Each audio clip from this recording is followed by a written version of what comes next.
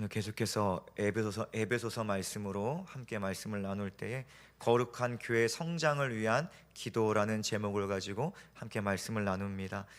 우리 지난주 말씀을 잠시 살펴보면 예수 그리스도의 복음을 믿는 우리는 함께 주님의 몸을 이루게 되었습니다. 그리고 교회는 우리가 성경적인 신앙생활을 하는 데 있어서 옵션이 아니죠. 선택이 아니라 필수라는 것을 우리 계속해서 에베소서 말씀을 통해서 보고 있습니다. 그것은 지난 주일 말씀에서 보았듯이 하나님께서 어떻게 구원의 역사를 이루시는가를 예수 그리스도를 통해서 우리 가운데 드러내 주셨는데, 교회는 그 비밀의 경륜이 세상에 드러난 증거이기 때문에 우리는 교회를 통해서 반드시 신앙생활을 해야 됩니다. 구체적으로 우리가 교회가 어떻게 이루어졌죠? 유대인과 이방인이 오직 예수 그리스도를 믿음으로 말미암아서 예수 안에서 성령의 능력으로 새로운 한 몸을 입는, 지으심을 받은 지체가 되었다. 이것을 우리가 배웠고, 또한 이 둘이 한 몸으로 함께 하나님 나라를 상속받을 수 있는 법적인 권리를 가진 하나님의 권속, 하나님의 이 식구가 되었다. 이것이 바로 교회가 가진 의미죠. 이것을 교회를 통해서 보여주셨기 때문에, 이 놀라운 구원의 경륜을 교회를 통해 우리 가운데 보여주셨기 때문에 우리는 반드시 예수 그리스도의 몸인 교회를 통해서 함께 신앙생활을 해나가야 되는 것입니다. 그래서 교회는 단순한 모임이 아닙니다. 교회는 하나님의 각종 지혜가 가득 찬 곳이고요, 또한 하나님의 뜻을 세상에 드러내는 공동체라는 것입니다. 또한 예수 생명을 소유한 성도들이 모여서 이루는 곳이 교회이기 때문에 이 교회는 그리스도를 머리로 하여서 서로 연결된 살아있는 공동체라는 것을 우리는 기억해야 됩니다. 그렇기에 교회는 살아있다면 날마다 자라야 될 줄 믿습니다. 그런데 교회가 자란다는 것은 성도의 숫자가 늘어나고, 그래서 재정이 늘어서 교회의 건물이 세워지고 확장되는 이러한 의미가 아닌 것입니다. 이것이 교회 성장을 말하는 것이 아닙니다. 교회가 자란다는 것은 그 교회를 이루고 있는 하나님의 성전인 성도가 영적으로 거룩하게 자란다는 의미인 것입니다. 그러니까 여러분이 자라야 하는 것입니다. 여러분의 신앙이 성장해야 하는 거예요. 쉽게 말해 여러분의 신앙이 성장한다는 것은 무슨 말인가? 개개인의 성도가 시간이 지날수록 하나님을 인격적으로 알아가고, 하나님을 더욱더 알아가고, 더욱 하나님을 사랑하고, 더욱 하나님을 닮아간다는 의미인 것입니다. 여러분, 오늘 본문에서 바울은 에베소 교회를 위해서 기도하고 있잖아요. 이것이 바울의 기도입니다. 그런데 건물이나 재정 같은 보이는 외적인 요소가 아니라 보이지 않는 내적 요소에 대해 기도하고 있어요. 바울의 기도가 오늘 우리 교회에 이루어지는 기도가 될 수 있기를 예수님의 이름으로 축복합니다. 우리 교회가 보이는 외적인 것을 세우는 데 앞서 우리의 영혼이 우리 주 예수 그리스도 안에서 잘 될 수 있기를 예수님의 이름으로 축복합니다. 멋진 건물을 세우기보다 우리 각자가 하나님 보시기에 거룩한 성전으로 가장 먼저 세워질 수 있기를 예수님의 이름으로 축복합니다. 오늘 말씀을 통해서 우리 교회가 거룩하게 성장하기 위해서 우리는 대체 무엇을 기도해야 할까? 무엇을 추구해야 할까? 무엇을 목적해야 하는가? 이 말씀을 나눌 텐데 우리가 바로 알고 실천할 수 있기를 주님의 이름으로 부탁드립니다. 첫 번째로 우리가 기도하며 목적해야 하는 것은 무엇인가? 성령으로 말미암은 속사람의 강건함을 위해서 기도해야 한다는 것이죠. 바울은 에베소 교회와 성도들을 위해 하나님 아버지께 무릎을 꿇고 기도한다라고 이야기하고 있어요. 그리고 가장 먼저 이 에베소 교회의 속사람의 강건함을 위해 기도하더라고요. 16절을 볼까요? 그의 영광의 풍성함을 따라 그의 성령으로 말미암아 너희 속사람을 능력으로 강건하게 하시오며. 바울이 어떻게 기도해요? 너희 속사람을 능력으로 강건하게 하시오며. 바울은 속사람의 강건함을 위해서 기도하는데, 여기서 속사람이라는 것은 하나님으로부터 거듭난 새 사람을 의미합니다. 새 사람. 그 바울의 서신서를 보면 옛사람과 새사람이 자꾸 대조를 이루잖아요. 그런데 고린도후서 14장 16절을 보면 겉사람은 낡아지나 속사람은 날로 새로워진다. 이렇게 계속 겉사람과 속사람, 옛사람과 새사람 계속해서 대조를 이룹니다. 이 속사람이라는 것은 그래서 복음을 믿음으로 말미암아 시작된 새로운 존재를 이야기하는 거예요. 쉽게 말하자면 우리가 개념 정리를 한번 하고 넘어갈 필요가 있는데, 우리가 벗어버려야 하는 옛사람이 있죠. 성경은 옛사람을 벗어버리고 새사람을 입으라라고 말씀을 하는데, 벗어버려야 하는 옛사람은 하나님을 향해 마음이 막 굳어져 있어요. 너무나 굳어져서 딱딱해서 하나님이 아니라 육신을 따르는 존재라는 것이죠. 반면 날로 새로워지고 강건해져야 하는 속사람, 우리가 날마다 입어야 하는 그 새사람, 같은 말입니다. 속사람과 새사람, 그것은요 하나님을 향해 마음이 살같이 부드러워서 하나님을 향해 반응하는 존재가 되었기 때문에 하나님의 성령을 따르는 존재라고 말할 수 있는 것입니다. 그 속사람이 강건해져야 한다는 거예요. 옛사람이 강건해지면 안 돼요. 옛사람, 하나님을 거부하는 그 사람이 강건해지면 안 되고, 새롭게 지으심을 받은 우리의 새사람이 날로 강건해져야 하는 것입니다. 바울이 기도하는 것처럼 새롭게 지으심을 받은 우리는 새사람으로서 날마다 강하게 성장해야 될 줄 믿습니다. 거룩한 힘과 지혜가 날마다 자라야 됩니다. 이런 바울의 기도는 너무나 당연하고 너무나 자연스러운 기도라는 것이죠. 저는 종종 저희 자녀들의 아이 때 사진부터 저희 핸드폰에 다 저장되어 있잖아요. 요즘에 쫙 볼 때가 많아요. 한번 보기 시작하면 시간 가는 줄 모르고 아이 때부터, 태어날 때부터 동영상부터 쭉 볼 때가 있는데, 응애 하고 울면서 태어나고, 그 아직도 제가 탯줄을 직접 2번이나 다 잘랐어요. 두 아이들. 그 탯줄 자른 것도 기억이 납니다. 누워있던 아기가 시간이 좀 지나자 갑자기 스스로 뒤집을 때 얼마나 박수를 쳤는지 몰라요. 그러다가 시간이 또 지나니 걷기 시작을 하더라고요. 저와 놀 때 제 손에 꼭 붙잡혀서 이 꼼짝달싹 못했던 힘없는 아이들이 어느새 지금 자라서요 막 몸부림치고 탈출하고 이제는 저를 뒤에서 덮치기 시작을 합니다. 아니, 우리는 이것을 가지고 뭐라고 불러요? 성장이라고 부르잖아요. 그렇죠? 이거 성장하는 거예요. 태어났으니 성장하는 것입니다. 만약 태어났는데 성장하지 않으면 우리는 그것을 비정상이라고 부릅니다. 그리고 이 문제를 굉장하게 심각하게 받아들입니다. 만약에 내 아이가 태어났는데 자라지 않는 거예요. 그럼 우리는 굉장히 심장이 덜컹할 거예요. 왜 자라지 않을까? 이건 굉장히 심각한 문제거든요. 근데 우리도 마찬가지예요. 우리는 복음을 믿음으로 하나님의 자녀로 성경은 우리를 말하기를 다시 태어났다, 거듭났다, 이렇게 말하고 있어요. 그리고 우리가 이 영적인 신생을 거쳤다면 우리는 당연하게도 성장을 해야 됩니다. 당연하게도 성장을 해야 돼요. 그런데 우리는 신앙이 자라지 않는, 이것이 비정상적인 문제인데, 신앙이 자라지 않는 것이 비정상적인 문제인데 이 문제를 별로 심각하게 생각하지 않습니다. 육신의 아이가 자라지 않는 것은 굉장히 심각하게 생각하는데, 우리가 영적으로 태어났는데 우리가 자라지 않는 것은 별로 심각하게 생각하지 않아요. 10년 전 믿음이나 오늘이나 별 다를 게 없는 것이 당연한 듯 교회를 그저 오갈 때가 너무나 많고, 오히려 이렇게 말하는 사람이 많습니다. 나도 예전에는 믿음 좋았어. 오히려 신앙의 후퇴를 간증하는 자들이 더 많아요. 참 안타깝죠. 별로 심각하게 생각하지 않는다는 거예요. 이러한 우리의 생각과는 다르게 성경은 신앙의 성장을 굉장하게 중요한 것으로 다루고 있습니다. 바울은 에베소 교회의 성도들이 거듭난 하나님의 자녀로서, 새 사람으로서 점점 힘이 생기고 영적인 지혜가 자라기를 기도하는 것입니다. 그런데 문제는 속사람의 강건함을 우리 스스로 이룰 수가 없다는 거예요. 이게 문제입니다. 이것이 다 신앙생활의 큰 문제예요. 내가 할 수 없다는 거예요.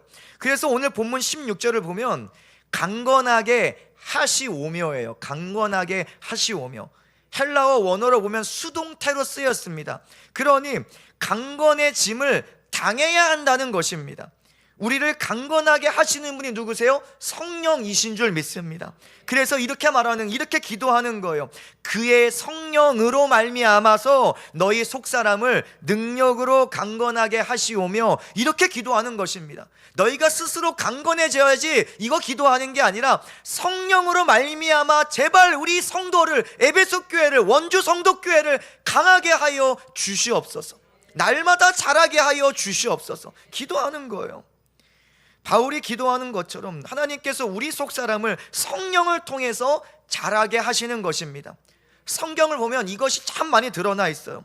고린도전서 3장 7절을 보니까 그런즉 심는 이나 물 주는 이는 아무것도 아니로되 오직 자라게 하시는 이는 하나님뿐이니라. 누가 우리를 자라게 하세요? 하나님께서 자라게 하시는 거예요. 골로새서 2장 말씀을 보니까 온몸이 머리로 말미암아 마디와 심줄로 공급함을 받고 연합하여 하나님이 자라게 하심으로 자라느니라. 여러분, 신앙의 성장을 이루려면요, 하나님이 자라게 하셔야 돼요. 오늘날 우리가 신앙의 성장을 이루려면 반드시 성령의 능력을 구해야 될 줄 믿습니다. 성령 충만해야 돼요. 바울이 말하잖아요. 술 취하지 말라, 이는 방탕한 것이니 성령으로 충만함을 받으라라고 말합니다. 성령으로 충만하라고 말하는 거예요. 성령이 충만해야 우리의 신앙이 성장해요. 비정상적인 문제를 극복할 수가 있는 것입니다. 성령이 아니면 성도는 그 어떤 영역에서도 새 사람의 성장을 경험할 수 없어요. 10년 하든 20년 하든 성령을 구하지 않고 성령께 의지하지 않는 성도는 절대로 신앙의 성장을 경험할 수가 없는 것입니다. 오해 말 것은 은사적으로 현상이 나타나야 한다는 이야기가 절대로 아닙니다. 우리는 성령의 능력을 자꾸만 보이는 현상, 은사적인 영역에만 치중할 때가 너무나 많은데 아니에요. 은사는 교회의 덕을 세우는데 선한 역할을 합니다. 그러나 본질이 될 수 없습니다. 전부가 될 수 없어요. 성령의 능력의 본질은 무엇인가? 예수 따라가게 하는 능력인 줄 믿습니다. 성령은 진리의 영이시기 때문에 그래요. 성령은 에베소서의 표현으로 하자면 하나님을 알게 하는, 하나님을 인격적으로 알게 하고 관계적으로 알게 하는 지혜와 계시의 영이기 때문에 성령의 본질은 예수 따라가게 하는 능력이라는 것을 반드시 아셔야 합니다. 그래서 성령은 삶의 계획이나 어떠한 선택의 영역에서 우리로 하여금 가장 먼저 하나님의 뜻을 구하게 합니다. 내 인생을 살아가는 데 있어서 하나님의 뜻을 가장 먼저 구하게 해요. 성령은요, 나의 말과 행동 하나하나가 정말로 내가 예수의 사람인지를 고민하게 합니다. 내가 지금 말하고 있는 것이 예수의 것인가? 나의 모든 삶의 습관이 예수의 것과 닮아 있는가? 이것을 자꾸만 고민하게 하시는 분이 성령이시라는 거예요. 혹 우리의 옛날 성질과 혈기가 올라올 때 있어요. 옛사람이 불끈불끈 올라올 때가 얼마나 많은지 몰라요. 다 똑같습니다. 그런데 실수했더라도 아파하고 후회하고 회개하게 하시는 분이 성령이신 줄 믿습니다. 그래서 성령은요, 우리 이번 연도 표어처럼 은혜의 보좌, 그렇죠? 은혜의 보좌, 말씀과 기도와 예배 자리를 향한 거룩한 부담감을 주시고 우리로 하여금 그곳으로 나아가게 한다는 거예요.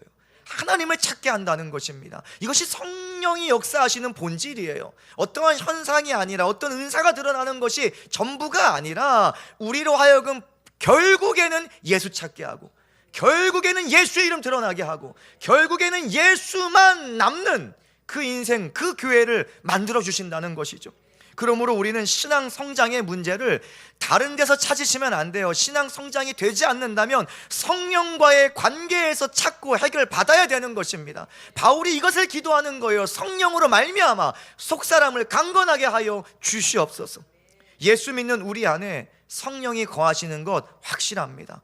여러분, 예수 그리스도를 고백하는 자는요, 자기 힘으로 고백하는 게 아니라 성령이 아니고서는 예수를 주라 시인할 수 없다고 성경이 말씀합니다. 성령이 우리 안에서 역사하시는 게 맞아요. 그러나 이제 더 나아가 성령이 우리를 주장하셔야 돼요. 제가 예전 설교 때 이건 다른 문제라고 말씀드렸어요. 성령이 우리 안에 거하시는 것과 우리가 성령의 메인 거는 다른 문제입니다. 별개예요. 성령이 함께 하신다면 이제 그 성령께 여러분의 인생의 운전대를 전적으로 맡겨드려야 돼요. 내가 주인이 아니라 그분이 나의 삶을 지도하실 수 있도록 우리가 성령께 기도하고 성령을 위해서, 성령 충만을 위해서 예배하고 찬양하고 온전히 우리의 삶을 맡겨드려야 하는 것입니다. 우리의 실제적인 삶에서 성령은 말씀을 생각나게 하실 것이고 말씀대로 순종할 수 있는 힘과 지혜를 우리 가운데 더하여 주실 줄 믿습니다. 그리고 우리는 성령의 능력으로 자라게 하시는 하나님의 은혜를 맛보게 될 줄 믿습니다. 우리가 함께 예수 그리스도를 목표로 하여 성령의 능력으로 날마다 강건해질 수 있기를 예수님의 이름으로 축복합니다. 우리 두 번째로 우리가 기도해야 하는 것, 목적해야 하는 것은 믿음으로 말미암은 그리스도의 내주입니다. 그러니까 이 바울은 속사람의 강건함에 이어서 그리스도께서 성도 안에 계시기를 기도합니다. 17절 말씀을 볼까요? 믿음으로 말미암아 그리스도께서 너희 마음에 계시게 하시옵고. 이 그리스도 예수께서 우리 마음에 계시는 상태는 신앙생활을 할 때 제가 볼 때 가장 중요한 상태라고 할 수 있을 거라 생각이 듭니다. 여기서 계시게 하시옵고는 원어적인 의미로 정착하다예요. 정착하다, 완전히 거주하다. 그러니까 주인으로 완전히 거주하는 것입니다. 즉 바울은 부활하신 예수 그리스도께서 성도의, 우리의 주인으로서 우리 안에 살아 역사하시기를 기도하고 있는 거예요. 이것이 신앙 성장을 위해서 반드시 해야 하는 기도인 줄 믿습니다. 주님 우리 가운데 함께하여 주시옵소서를 넘어서 주님 우리 가운데 살아 역사하여 주시옵소서, 우리의 주인으로 살아가 주시옵소서. 이 기도는 예수님의 마음이기도 했어요. 그래서 예수님은 라오디게아 교회에게 이런 마음을 드러내셨습니다. 요한계시록 3장 20절을 보니까 볼지어다 내가 문 밖에 서서 두드리노니 누구든지 내 음성을 듣고 문을 열면 내가 그에게로 들어가 그와 더불어 먹고 그는 나와 더불어 먹으리라. 예수님의 마음이잖아요. 이 말씀은 사실 굉장히 무서운 말씀이기도 합니다. 굉장히 무서운 말씀이에요. 왜냐하면 예수님이 마음에 계시지 않고도 신앙생활을 아무렇지도 않게 할 수 있다는 말씀이기도 합니다.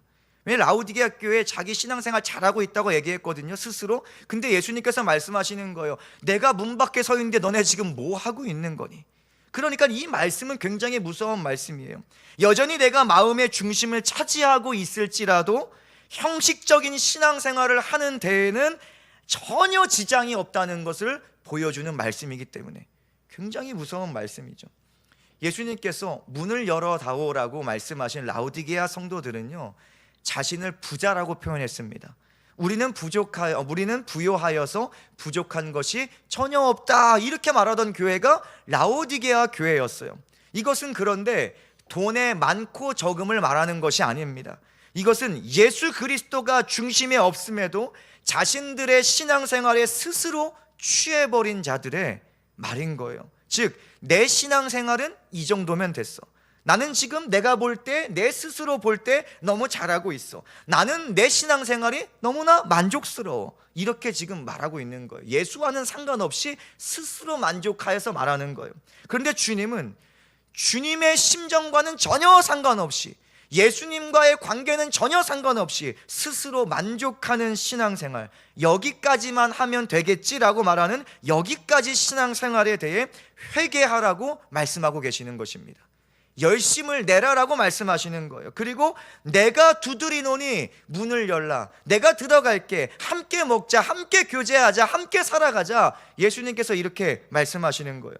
그래서 교회가 거룩한 성장을 이루려면요, 내가 만족하는 신앙생활을 벗어버려야 합니다.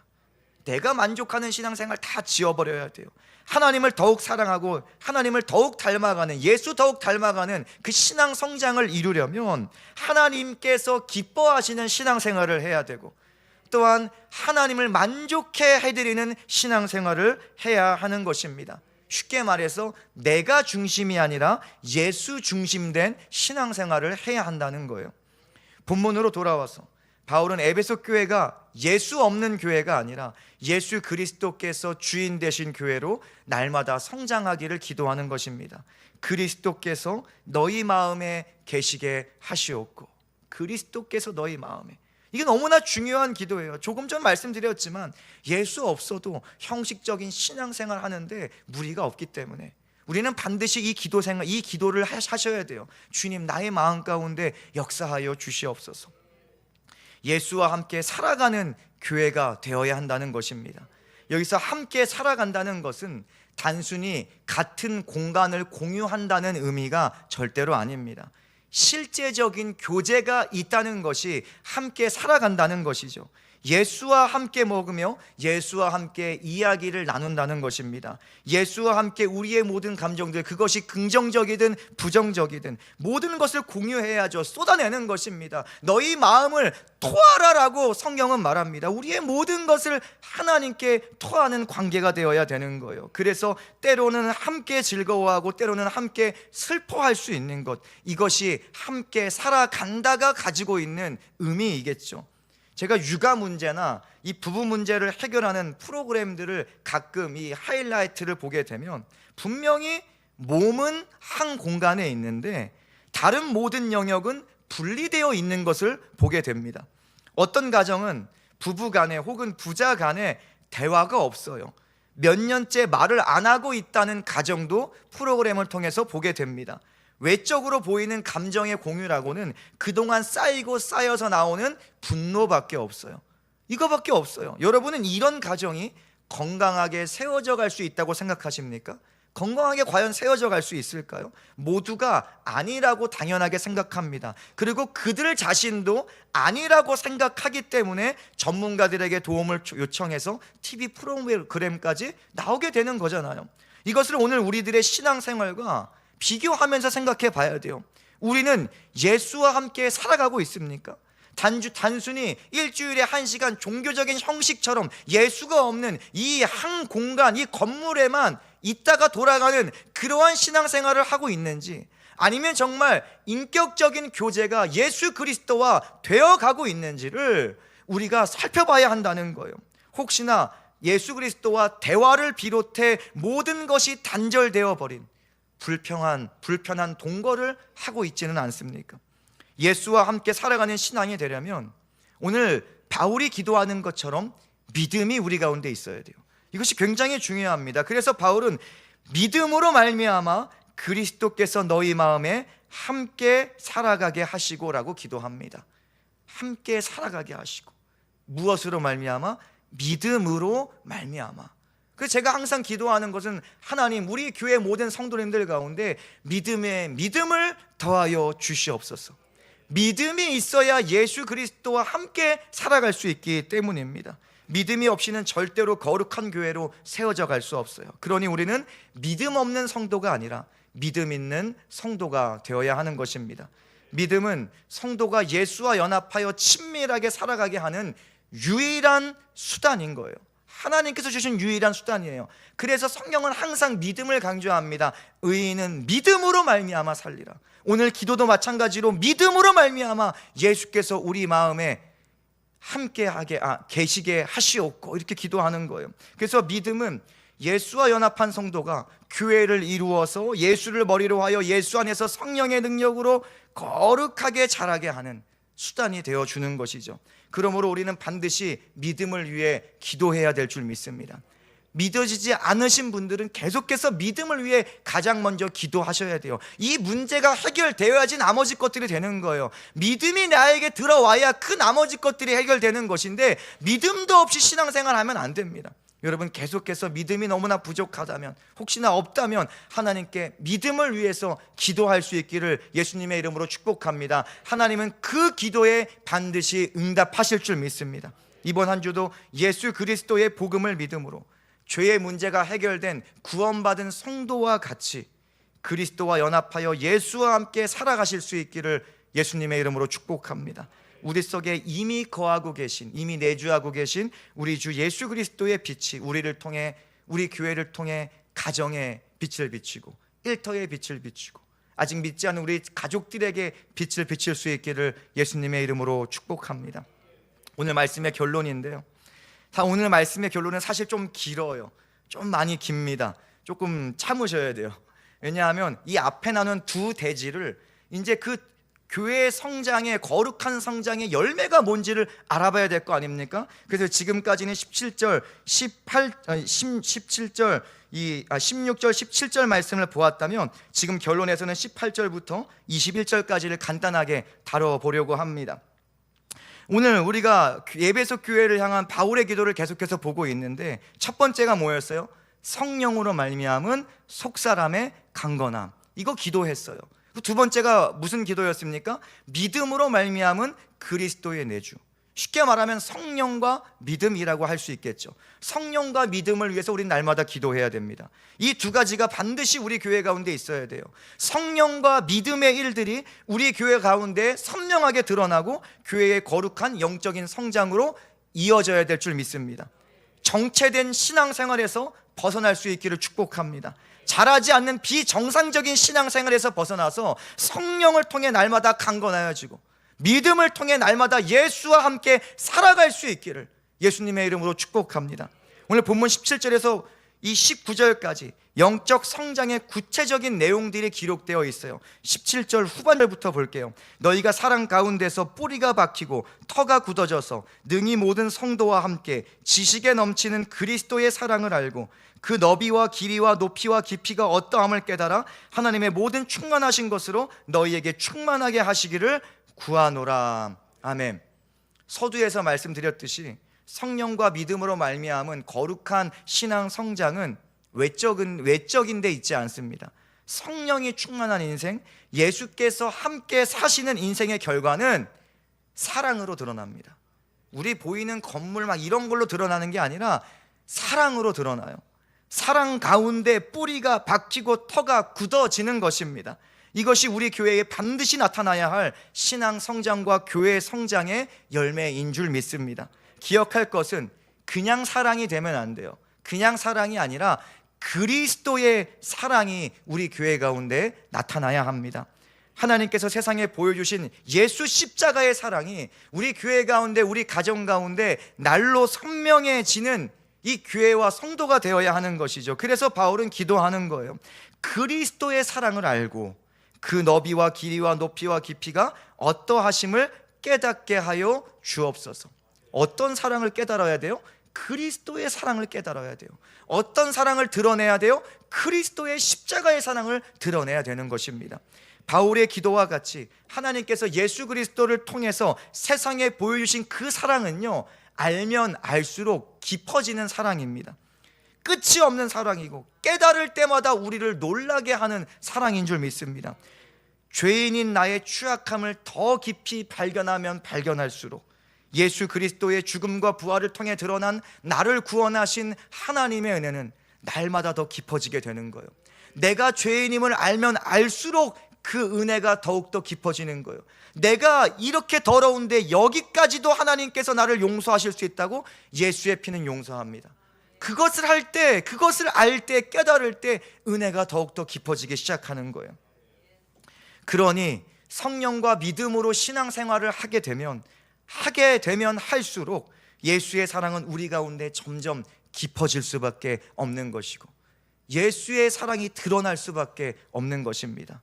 이것이 우리가 경험해야 하는 신앙의 영적인 성장이자 또한 교회의 거룩한 성장의 열매인 것입니다. 그런데 이것이 또 끝이 아니에요. 이것이 끝이 아니라 성령과 믿음을 통해 예수의 사랑이 우리 교회 가운데 선명하게 드러나게 되면 정말로 감사하게도 하나님은 날마다 우리를 하나님의 충만하신 것으로 가득 넘치도록 채워주십니다. 교회를 채워주시고 가정을 채워주십니다. 우리 인생을 채워주십니다. 다시 말해서 하나님께서 하나님의 거룩한 성품을 우리 안에 가득 채워주셔서 우리가 하나님을 드러내는 삶을 온전히 살아가도록 우리를 날마다 도와주신다는 거예요. 그래서 성령은요, 하나님의 성품으로 우리 가운데 가득 역사하시는 것입니다. 이것이 예수 십자가 복음 안에서 성령과 믿음을 통해 일어나게 되는 교회의 거룩한 성장의 궁극적인 열매인 것입니다. 하나님의 성품에 참여한 자가 되는 것. 그래서 사도 베드로는 이렇게 고백합니다. 베드로후서 1장 4절 이로써 그 보배롭고 지극히 큰 약속을 우리에게 주사 이 약속으로 말미암아 예수 그리스도의 복음이죠. 예수의 복음으로 말미암아 너희가 정욕 때문에 세상에 썩어질 것을 피하여 신성한 성품에 참여하는 자가 되려 하셨느니라. 이게 뭐예요? 하나님의 성품에 참여하는 자. 이제는 믿음과 성령과 믿음 안에서 예수 그리스도의 사랑 안에 우리가 뿌리 박히고 터가 굳어져서 결국에는 하나님의 성품으로 살아가게 하는, 하나님의 모든 충만한 것으로 우리를 충만하게 하시는 그 거룩한 성장의 열매를 맺게 하신다는 것입니다. 여러분, 신앙생활에서 성장한다는 것은 단순히 지식이 많아져서 야, 오늘 목사님 또 그거 말하네, 내가 그거 다 알고 있는 내용이야, 지식을 자랑하는 것이 아니라 우리의 삶에 하나님의 신성한 성품이 드러나는 것입니다. 예수의 사랑이 드러나는 거예요. 남편과의 관계에서, 아내와의 관계에서, 자녀와의 관계에서 예수의 사랑이 드러나서 오래 참고 온유하고 용서하고 다시 품어주고, 여러분, 이러한 일들이 우리 가운데 일어날 수 있기를 예수님의 이름으로 축복합니다. 성령과 믿음으로 말미암아 예수 안에서 성장하는 교회와 성도가 되어서 하나님의 성품을 날마다 더욱 삶에서 드러낼 수 있기를 예수님의 이름으로 축복합니다. 하나님은 지금도 우리 속에 역사하시며 우리를 예수 그리스도의 몸으로 자라게 하고 계십니다. 우리 지난 말씀 기억하시죠? 함께 지어져 감을 당한다. 우리는 수동태로 읽잖아요, 그렇죠? 함께 지어져 감을 당한다. 그런데 예수 안에서, 성령 안에서 함께 지어져 감을 당하고 있습니다. 하나님께서 우리 안에서 이미 일하고 계신 줄 믿습니다. 제가 육아를 해보니까 저보다 저희 아내가 엄마로서 더 많이 하는 게 뭐냐, 성장하는 자녀가 먹고 싶은 것이 있다면 아낌없이 사 먹입니다. 다른 건 몰라도 특히 이 딸기 때문에 제가 속상한 적이 있는데, 아이들은 딸기 다 주면서 딸기값 비싸다고 저는 몇 개 안 줘요. 아니, 아이들을, 성장하는 아이들을 먹일 때는요, 모든 걸 아끼지 말고 온갖 좋은 것을 또 먹이고 또 먹이고, 우리는 못 먹더라도 또 먹이고 또 먹이는 부모처럼 하나님은 예수 그리스도를 향해, 성장하는 교회와 성도를 향해 넘치도록 믿음을 부으시고 성령을 부어주실 줄 믿습니다. 오늘 그것이 20절 21절 말씀이에요. 우리 가운데 역사하시는 능력대로 우리가 구하거나 생각하는 모든 것에 더 넘치도록, 그렇죠? 우리가 구하거나 생각하는 것보다 더 넘치도록 능히 하실 이에게 교회 안에서와 그리스도 예수 안에서 영광이 대대로 영원 무궁하기를 원하노라. 아멘. 근데 중요한 것은 교회 안에서와 그리스도 안에서, 우리 교회 안에서 하나님의 영광이 넘칠 수 있기를 축복합니다. 우리가 구하거나 생각하는 모든 것에 더 넘치도록 하시는 하나님의 은혜가, 그 하나님의 놀라운 긍휼이, 자비가 우리 가운데 쏟아질 수 있기를 예수님의 이름으로 축복합니다. 우리 주 예수께서 머리 되신 우리 교회 안에서 하나님의 영광이 영원 무궁하기를 예수님의 이름으로 축원합니다. 아멘.